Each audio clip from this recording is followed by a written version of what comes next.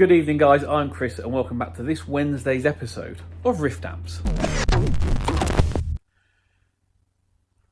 Well, we weren't expecting snow. It said it was just going to rain, but I think we've had a bit of an Arctic blast, and it's frozen everything. So here we are, nice and snowy. First snow of the year. Right, Q&A time. Soldering iron is just warming up. So, loads of questions and comments this week. In fact, more comments than questions, I'll be honest with you. But I still appreciate everyone who comments on the videos. It really does help. So, my name was Techo, channel member. It says, maybe the hieroglyphics are at the start of Canvey Island and B very hard got bored. Maybe. It does look like Canvey. Interesting to see the Ampeg and love the idea of shock mounting the chassis. But would be curious to know whether it has an appreciable benefit or just looks cool. So yes, no, there is a benefit. Vibration is a killer. The two things that we are fighting in an amplifier are vibration and noise. And if you can make good headway into any of those things, you end up with a really good, you end up with arguably a better product. Now, some amplifiers really do need shock mounting. Sometimes not just the chassis, sometimes not the chassis, just the valve socket itself. If you've ever built an amp with an EF86, you'll understand why. They're very, very sensitive to vibration.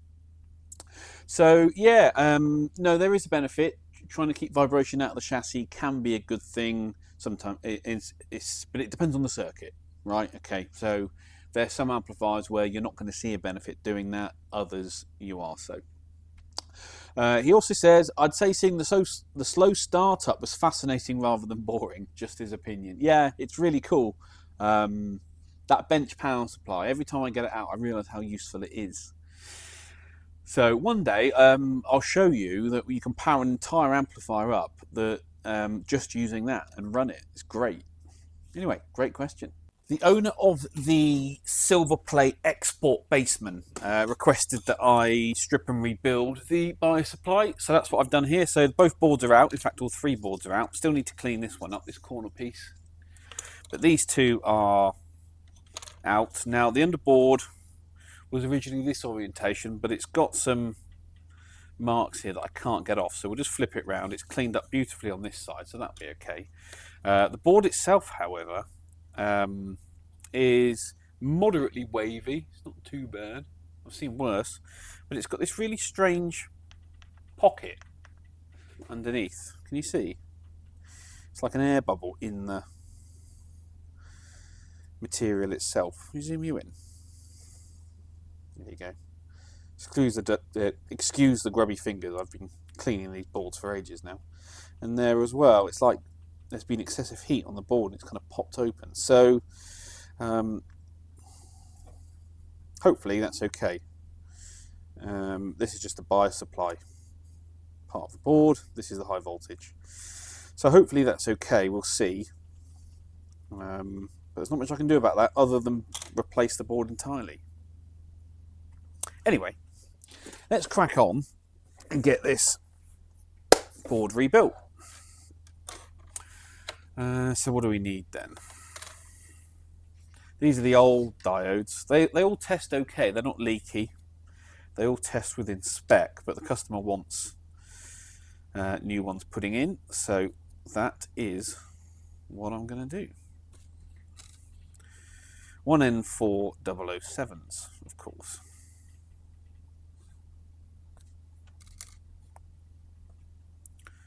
Okay. Right, let's time lapse.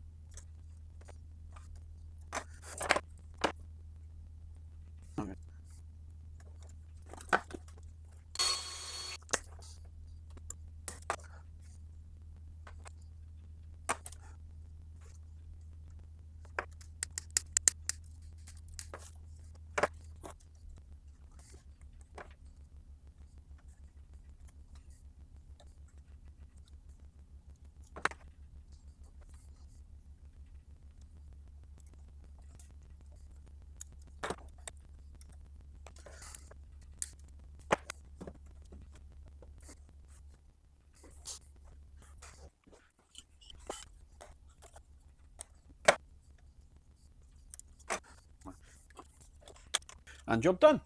There we go. So I can reinstall that back in the amp. This is the old wire going from the bias supply to the pot.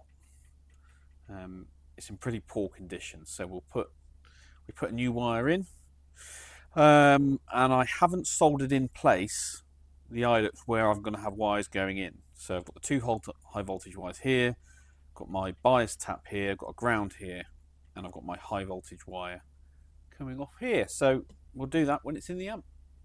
There you go, job done. You see that in there.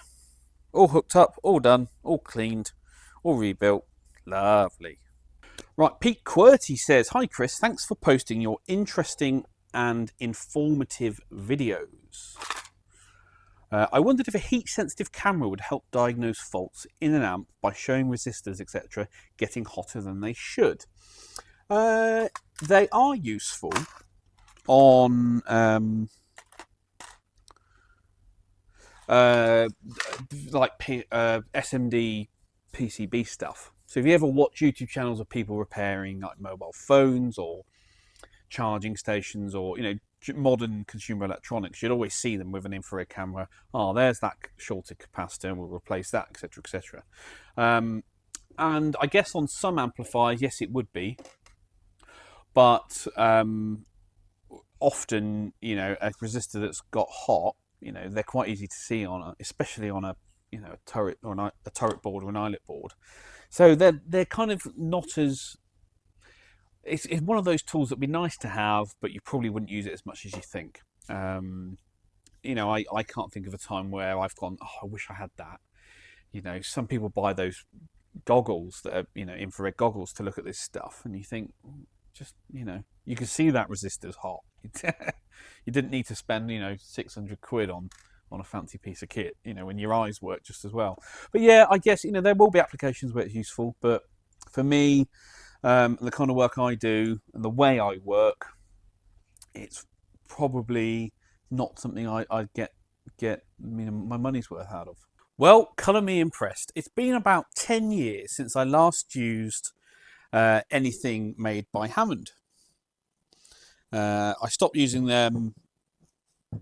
Well, we'll have to rewind a long way now. I went through lots of different transformer manufacturers, early on in Riff's life, trying to find what worked for me, and eventually I ended up with a custom winder here in the UK for most of the stuff that I use, unless there's something better off the shelf that I could get, standard stuff really. But I did do a couple of amps with Hammond transformers, and they were they weren't the top end of the market at the time. They were, kind of upper mid, I think would be the fair way to put it. Really good, quality, reliable, robust units. Tonally, maybe not the best. That there are better options out there, but there always is. You can always spend more money and get a high quality product. But I haven't even put my hands on a Hammond unit in quite a long time. Anyway, I'm working on a prototype. I won't tell you what it is. I won't bore you. But I wanted an off-the-shelf transformer that had lots of different.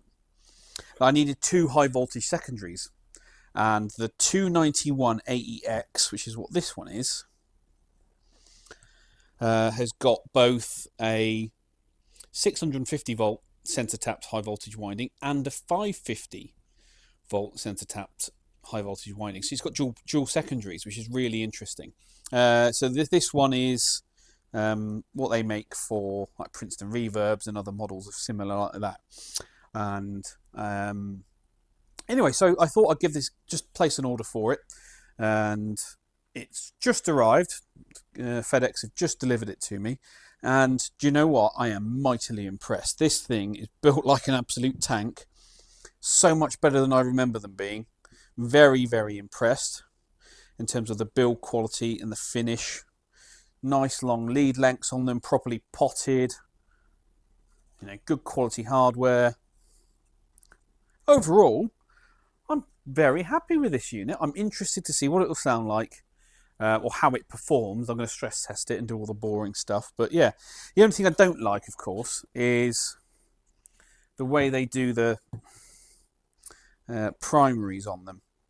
So to get a 240 volt winding, it's got two 120 volt windings, and you connect the brown and the black together to give you one massive 240 volt winding, which I hate doing. Well, just make one with a 240 volt tap. It's so much easier. I understand why they do it. It makes it flexible because you can mix and match any of those windings and taps to get the mains voltage that you require. But I wish they just did one with a 240 volt or 230 and 240. It would be much easier. But yeah, that's where we are. So I'm really interested in this. I haven't seen a transformer of this build standard and quality. I know they're Canadian made, but anything out of North America in quite a long time. So maybe I need to go back and revisit some of the other brands. Because if this is the current standard, I'm very impressed. Philip Alcock says, question from a player, not an amp expert. Why do the two inputs have the same resistor? This is the ampeg. Or another way, what makes one high and the other low? I think he's talking about the ampeg. It's not about the values of the resistors that makes these things high or low, although you can do it that way in those amplifiers and pretty much every Fender. It's about the switching contacts on the input sockets. So in high mode, the signal goes through both of those resistors. They're 68k resistors, but it goes through both of them parallel, giving you 34k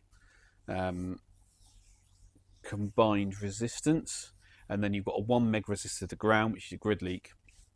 So that's the high input. The low input, when you plug into the low socket, it runs those resistors in series rather than parallel, but your signal is tapped off at the point where they meet into the input valve. So now you've got a 68k input resistance, but you the 1 meg resistor is completely bypassed, and then you've got the other 68k going to ground. It's all about the switching, so that you get a high and a low impedance that way. Very interesting, very cool. There's loads of articles and loads of things online that explain how that works. But yeah, the reason they've used two 68Ks for parallel to give you 34K is that if you calculate the I knew I'd go blank. The minute I press record, I knew I'd forget what this is called. A standard 12AX7 input valve wants to see a roughly 33k input. And so 34k is the nearest E12 value that you can get when you parallel to 68k. So I'll put on the screen what that was called. But yeah, thank you. Right, here we have what I believe to be a late 64 Fender Vibrachamp black panel in reasonably nice condition. Tolex looking really nice. It's got some marks and things on the faceplate, but you know, it's quite an old amp now.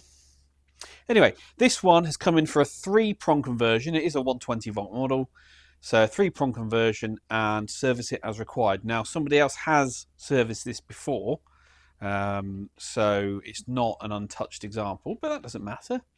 It's really nice. So as you already know, 5-watt champ, 6v6s, volume treble bass, and then obviously the vibrato or tremolo circuit, speed and intensity, 2 inputs, slider on-off switch on the front, standard dual light. Let's spin this one round. Easy to do when they don't weigh anything. Serial number is A01155. There it is. So in the back, what have we got? Here's the mains cable, and here's the foot switch. I think this is an aftermarket replica foot switch. Although what's going on with that cable, I don't know. I can't remember if he said he wants me to convert it from RCA to 3/4 inch socket. 3/4 inch? No. 6.35mm 1/4 inch, that's it, not 3/4 inch on the speaker socket. Can't remember. Let's have a look at this mains cable then. Could be the original.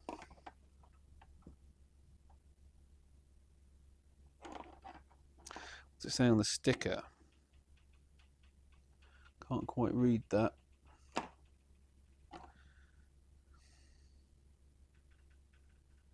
Come on, get focusing. Yeah. Anyway, so that's what we're going to do. Let's get this thing apart, have a look inside. It's got the, I think it's the Oxford, isn't it? I think it's the Oxford. I'll confirm that. Let's get this thing open, have a look inside. The Mega Ronin says, "Hi Chris, and thanks for taking the time to keep us solder sniffers going." Do you know what? You are more than welcome. I think we're coming up to 2 years now. I've been doing YouTube, and I love it. I absolutely love it. I've got myself into a really good workflow. It's really easy to do. I enjoy making the videos, I enjoy editing them. I enjoy reading the feedback that you guys give. It's just really, really fun. So anyway, your question is, have you come across a post-phase inverter master volume on an amp with a cathodione phase inverter? Yes, I have. The easiest way to do it is a cross line, like you would find in like a Vox amplifier. Other circuits use them as well. Can you think of any pitfalls with adding one to an amp like a Princeton Reverb? Cheers from Palmer de Mallorca. Well, yes. If we think of the two probably most famous amplifiers that use a cathodione phase inverter, one is a 5E3, like I'm building here, a Tweed Deluxe, and the other is a Princeton Reverb. And on a Princeton Reverb, your guitar signal stays clean all the way through the preamp, right up to and including the phase inverter. A cathodione phase inverter is unity gain, so it doesn't amplify the signal anymore, and it doesn't overdrive. Or at least it doesn't overdrive in a Princeton Reverb. Therefore, a master volume on that amplifier is redundant, right? Because you're not bypassing any overdrive in the preamp. So it's in that amplifier, whenever people have added them, it doesn't work as expected, doesn't give them the result they expect, because all of the overdrive is generated in the output valves. Tweed Deluxe, however, you can overdrive the phase inverter and get some really interesting sounds. So some people like to put a phase inverter before the phase inverter, a master volume before the phase inverter, and other people like to do a post one, and it does work surprisingly well in a 5E3. It no longer sounds like a 5E3, it definitely takes on a different character, but you know, if you're into modding and you're into experimenting, it's often worth doing it. But on a Princeton Reverb, you're really not going to see any benefit. Right there is the top of the chassis. You can see it's had the can capacitor change for one of the CE ones. 125P1B mains transformer, 39th week of 64. Output transformer is 45th week of 1964. Chassis stamp, 7th week of 65. So it's probably an early 65 then. It's actually quite nice condition. Not bad at all. Let's spin it over. Oh, actually, I know what I need to do. Should be a 1 amp fuse for 120 volt, and it's got in it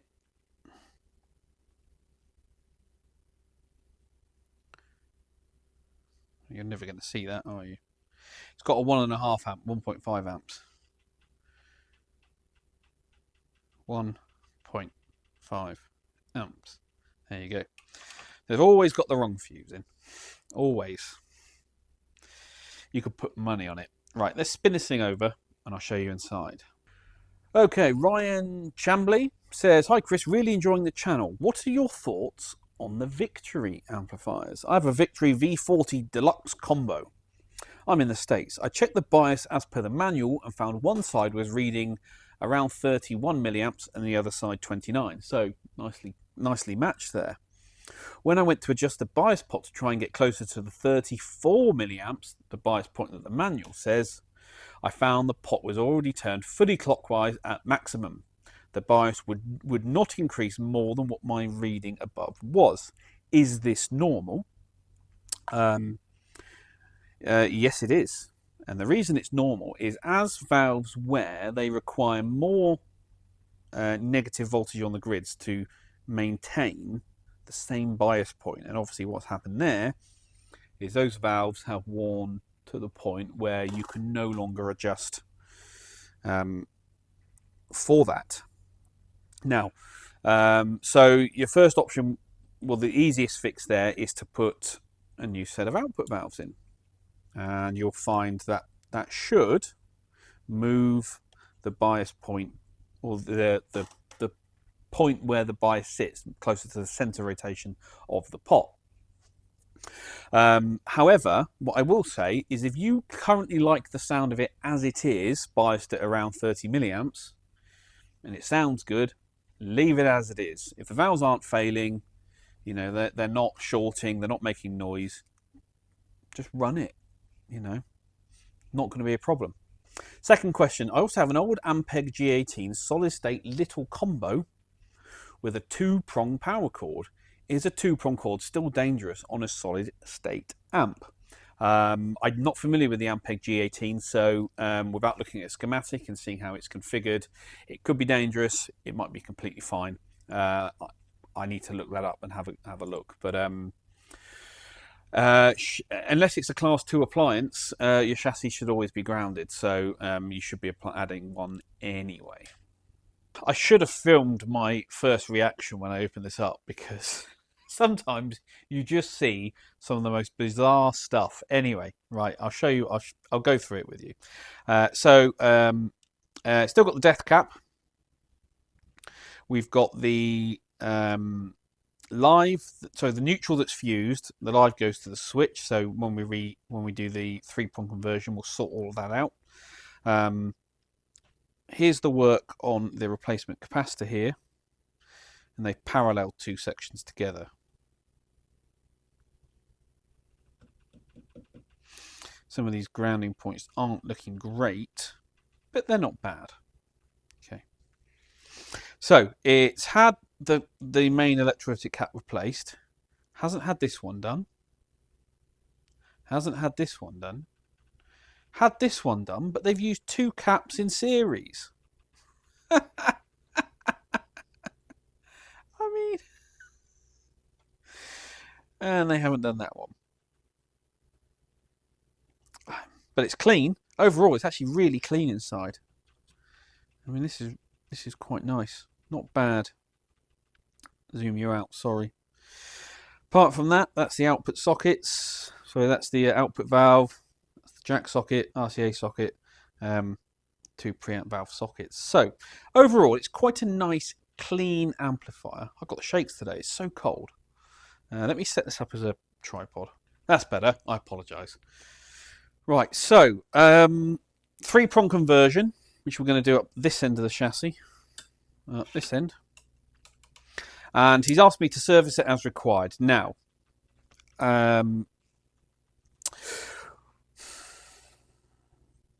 quite often with these champs, we need to replace well, they're biased far too hot. So it might be a case of upping the bias resistor, the cathode bias resistor there. We can test these Mallory caps, but I guarantee they're leaky and they're no longer spec. So, you know, they're probably going to need doing anyway. Then it's a case of checking for parasitic oscillation, checking for stray coupling, all that kind of stuff. And getting this thing up to snuff. Something I have seen, I didn't show you earlier. Zoom you in a bit further. Look at the growth on this. So we'll give that a good clean up as well, because it's there. I love these things. I think they're great. Copper grounding strip. sorry, not copper, brass. The grounds on the brass grounding strip all appear to be okay. Come on, get focused. Yeah. So yeah, that's about it really. Resistors in the high voltage.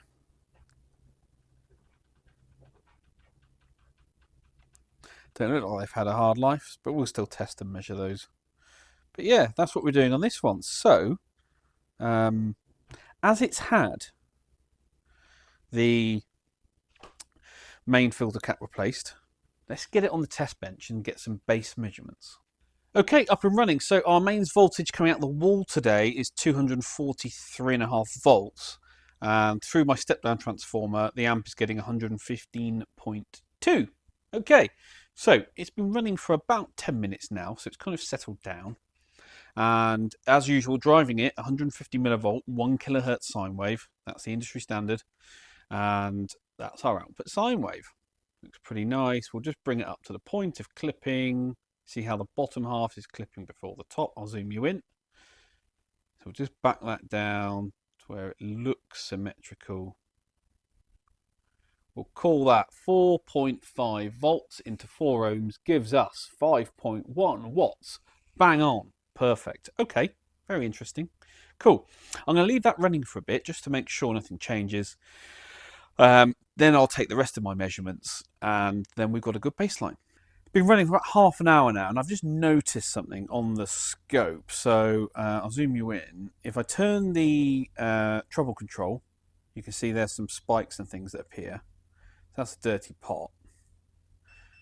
But if I turn the treble all the way up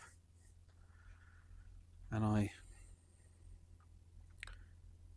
zoom you in to, you can see some of the spikes there. So we have got a high frequency oscillation going on there. See it? There you go. It's quite bad there. So we have got something we need to fix in this. So I'm going to go back to the customer and say we're going to need to do the rest of those caps, redo that bodge, see if we can mess around with the lead dress, but we might maybe into snubber cap territory alongside doing the oh, I've gone blank again. What is wrong with me today? The 3-prong conversion. That's it. So we'll give everything a clean up, clean that pot up. Need to check for leaking. Actually, let's do it while we're here, shall we? So I connect it up. Yeah. So let's measure DC across this treble. Oh, he's just turned off. Behave. So B plus node 4. 347 volts. Cross that plate resistor.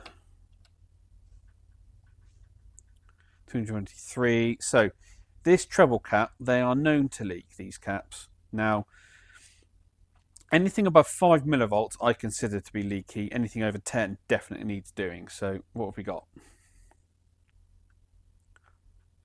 172 millivolts. So that cap needs doing. Check that one. 13 millivolts. Base cap. About the same, 14 millivolts. And I wonder if that's back feeding through the circuit because of that cap. So we'll have to swap that cap out first and see what we end up there. But yeah, so that's where we are with this thing.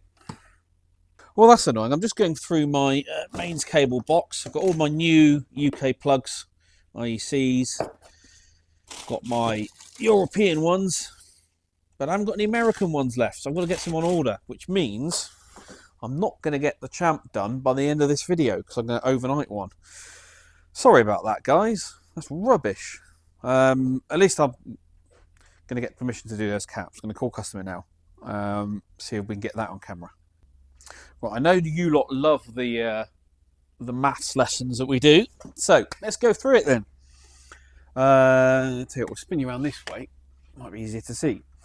So remember we measured our mains voltage going in. We've got a step-down transformer.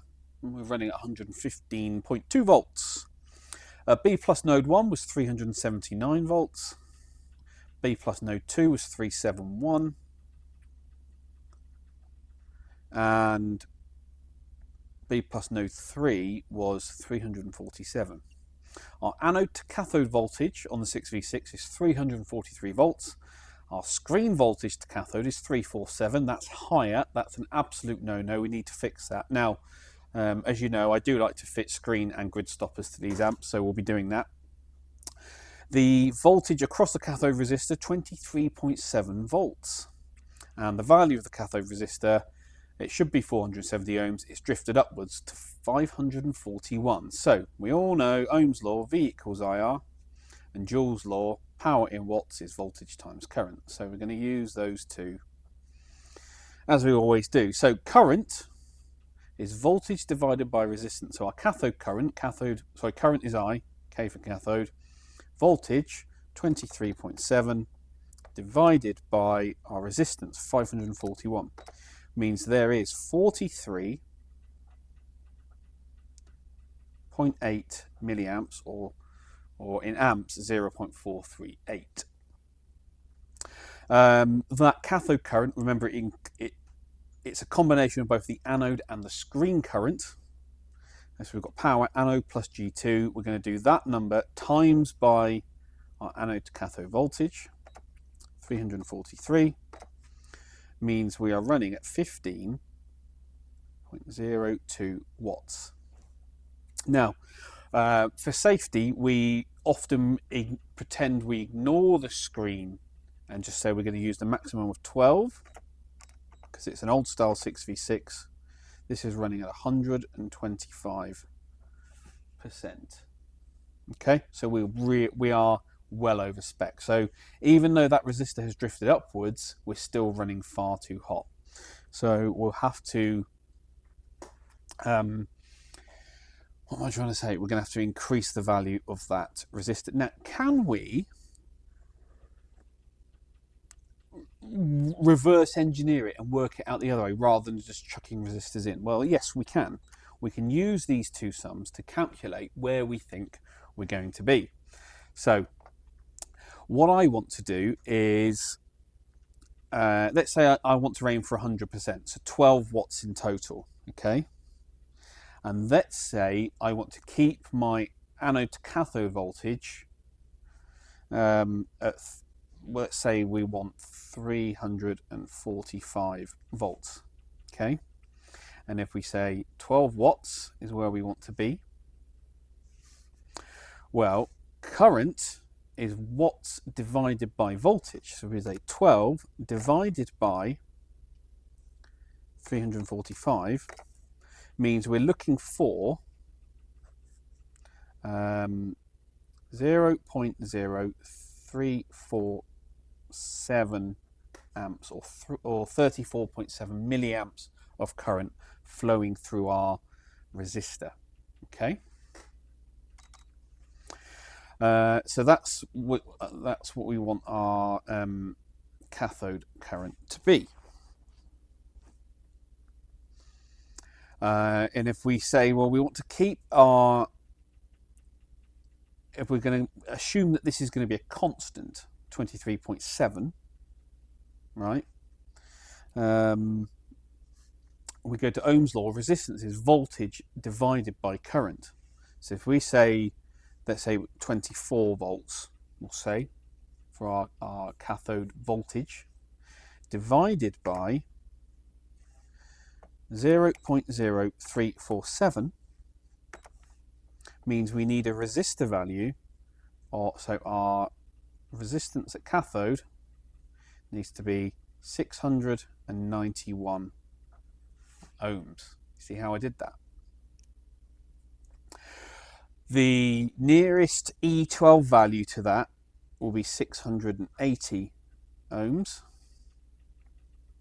and the next stage up from that will be 820. So we're going to end up at one of those resistors is where we need to be. You see how I did that? I kind of reverse engineered it. I just used Joule's law and Ohm's law to calculate roughly where I will be. Now, if that's at 540, well, the next one up from that in E12 will be 560, which wouldn't be enough. And the next one up from that would be 680. So that's where we've ended up roughly anyway, right? So I'm going to install a 680 ohm resistor in there, retake all of the measurements, and then we can adjust from there. Okay, so spoke to the customer. He's given me approval to do whatever I need. He said, make the amplifier safe, make it sound good. So, the perfect customer. So I'm going to go ahead, I'm going to swap out 1, 2, 3, 4 electrolytics.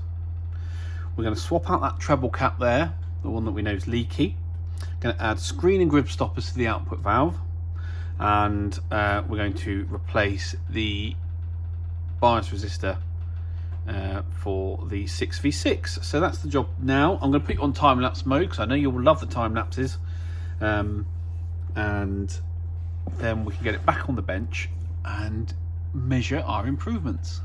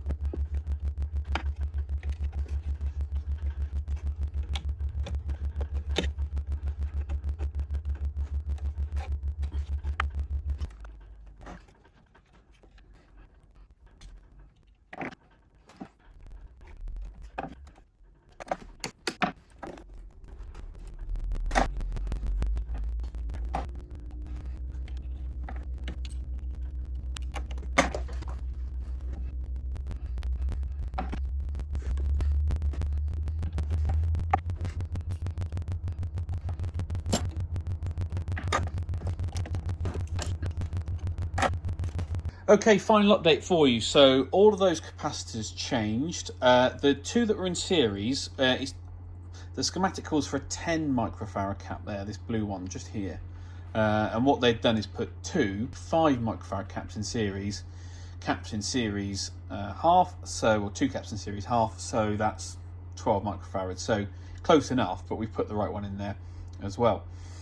The other thing I did with this cap, originally they're rated for 25 volts. I've upped that to a 50 volt cap in this case. It's got the 680 ohm resistor in. I've added the screen and the grip stoppers there. You saw me rewire the socket for that as well. And we're running on the bench. 4.5 volts output, so still doing 5 watts. That's the maximum before it starts to clip. Just back it down again. And I've got the treble control up on 10. And you can see that oscillation has now gone. So all we needed to do in this amp was add the screen and the grid stoppers, and that sorted that. Good news. Here are the numbers.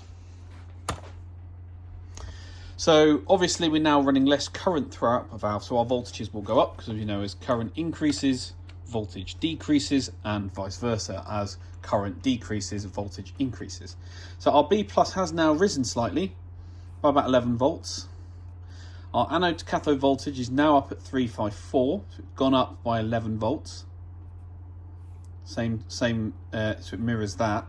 Our screen voltage now, however, is 1 volt less than our anode voltage, which is a good thing.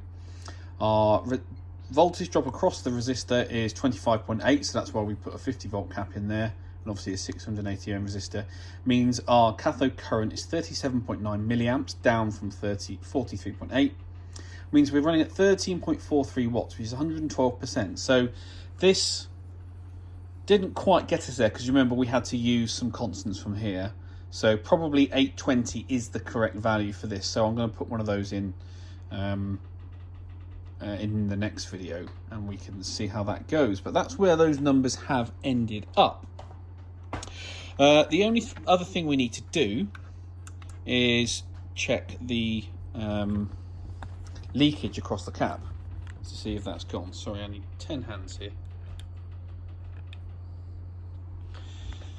So measuring DC volts. God damn it.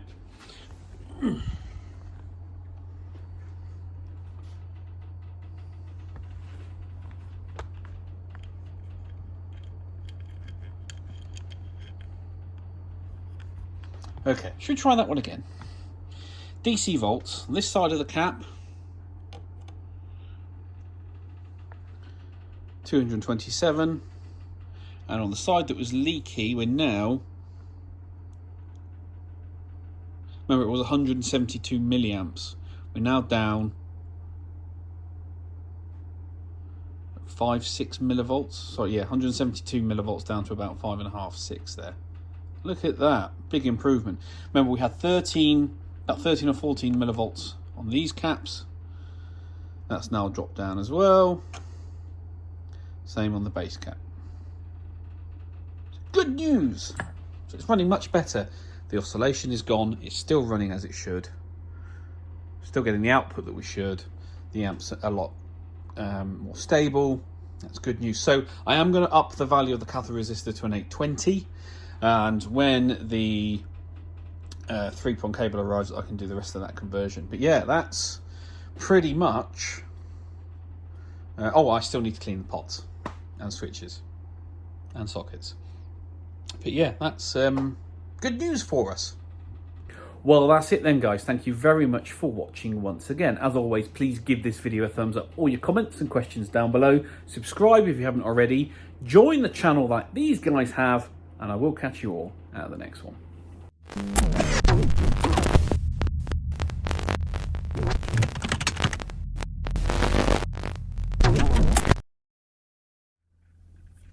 Shh. Welcome to Bonus Footage Club. This is for everyone who watches to the end of the video and doesn't switch off when the credits roll. So, we need to have a conversation about Black Friday. Black Friday is coming up in, what is it, a couple of weeks now? End of next week. So Friday the 29th, Black Friday. And I haven't got anything ready this year. Last year I did the 69 fuzz pedals, which you all loved. Sold so many of them. For those that don't know, I do Black Friday a little bit differently. I don't do the usual, here's a load of discount off loads of bits and pieces, grab yourself a deal. I like to do custom, limited run, different stuff that I don't normally do. And what we did last year with the 69 fuzz was we launched them on the Friday and then sold them throughout the weekend all the way through to Monday, and then however many we had sold when I took the listing down at close of play on Cyber Monday was how many I billed. So they weren't limited by numbers, they were limited by time. And it seemed to work really well. We did absolutely loads of them. And I really enjoyed building them and making them and getting into it and doing all of that and doing something a little bit secret, a little bit special. It was really good fun. So I thought I'd do the same again this year, and I designed this time another fuzz, but a silicon fuzz, and it was British voiced, a nice British voiced silicon fuzz that I built a prototype up of, and I didn't like it. I wasn't that inspired by it. I wasn't enthused, wasn't excited by it. So I've scrapped that, but now I don't have anything planned yet. So what I do want to do, and this is something I've wanted to do for a long time, is there's a certain amp that I want to build, and I think this is the perfect time to do it, because obviously the more I sell, the better I can make the pricing, because I can buy all the bits in one go, get bulk discount and all that stuff, and as long as I cover my time, that's it. That's great. Love that. So I want to build. Here's what I really want to build. I really want to build a JCM 800. All right. Really want to build a JCM 800, but not just any JCM 800. I want to build a 1 watt JCM 800. Okay. It's been in my head for a while, and it's something I really want to do, and I can do some really cool things with it. So that's my offer to you guys. If I get enough orders, we can make it work. I think the minimum I need to do is 3. I need to do at least 3. So I need to get 3 orders from you guys over the Black Friday weekend for it to actually happen. I don't know how much they're going to be. I've got to price it all up, so I'm a bit early with this, but it'll be a head. Standard. What have I done with it? It's a 6 knobber. Yeah, 6 knob amp, which is, oh come on, behave yourself. Preamp, master, treble, mid, bass, and presence control. So like the standard one. 2 inputs, although we might just do a single input. No, we'll do 2 inputs. We'll do the high and the low. Why not? There's a head. Flexi style head. I think that would be great. So, if you're interested, because I need to gauge interest first before we do this, send an email to sales@riftamps.com. Title it 1 watt JCM 800, and just say, yes, I'm interested. And then I can kind of gauge whether it's going to be worth doing or not. But that's what I want to do. I really want to do a 1 watt JCM 800. I think that would be really good. So yeah, that's what I'm thinking of doing. They would all be delivered in the new year, of course. They're not going to be built before Christmas. But if we can make this work and get the pricing right and get enough interest, we can do a really cool limited run of 1 watt JCM 800s.